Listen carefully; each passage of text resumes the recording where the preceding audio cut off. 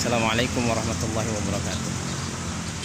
Sahabat yang dirahmati oleh Allah Subhanahu wa taala, ada 4 amalan yang ketika kita istiqomah melakukannya,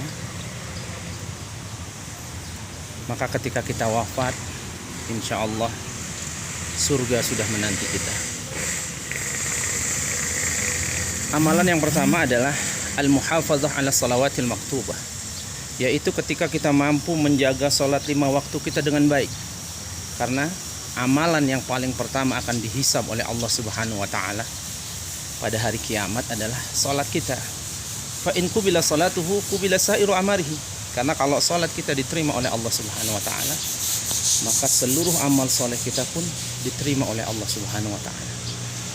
Akan tetapi wa in ruddat salatuhu, ketika sholat itu ditolak, maka ditolak pula seluruh amal solehnya. Yang kedua adalah memperbanyak membaca Al-Quran. Iqra'ul Quran fa innahu ya'ti yaumal qiyamah syafi'an li ashabi. Perbanyak baca Al-Quran, kata Nabi Muhammad SAW. Karena memperbanyak baca Al-Quran itu akan menjadi syafaat, menjadi penolong bagi pembacanya pada hari kiamat. Dan yang ketiga adalah memperbanyak istighfar kepada Allah Subhanahu wa taala. Man lazimal istighfar, siapa orang yang melazimkan membaca istighfar, Allah akan jadikan setiap masalahnya ada solusi. Walidikin makhraja, setiap kesempitannya Allah berikan jalan keluar.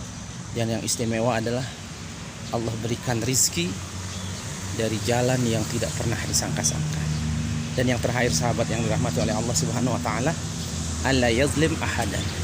Hendaklah kita dalam hidup ini tidak menzolimi siapapun. Nabi pernah bertanya kepada seorang sahabat, atadruna amanil muflis, tahukah kalian orang-orang yang bangkrut itu? Sahabat mengatakan, al muflisu fina man la dirhama lahu wala mata. Ya Rasulullah, orang yang bangkrut di antara kami adalah orang yang tidak punya harta, tidak punya benda, tidak punya uang. Maka Nabi mengatakan, al muflisu min ummati yaumil qiyamah. Orang yang bangkrut dari golongan umatku pada hari kiamat adalah orang-orang ya'ti bisolatin wa zakatin wa siyam, datang dengan banyak pahala salat, pahala puasa, pahala zakat, pahala haji. Walaqad syatama hadza, tapi dia pernah mencaci maki si A. Waqta bahada, dia pernah membicarakan aib si B. Wa akhadha mala hadza, dia pernah mengambil harta si C. Wa syafaqa dama hadza, dia pernah menumpahkan darah si D. Fa akhadhat min hasanatihim, maka satu demi satu orang-orang yang pernah dia zalimi itu mengambil harta, amal-amal solehnya. Fa in faniyat hasanatum, habis amal-amal solehnya dibagi terhadap orang-orang yang dia zalimi.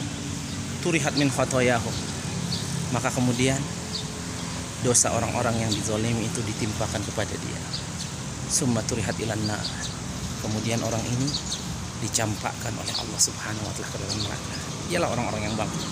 Maka dalam hidup ini ketika kita pernah menzalimi orang lain, maka kita minta maaf, agar ketika kita menghadap Allah Subhanahu wa taala kita bersih dari dosa kezaliman. Ketika 4 amalan ini kita lakukan, insya Allah surga Allah menanti kita. Dari Masjid At-Ta'awun, Puncak Bogor. Assalamualaikum warahmatullahi wabarakatuh.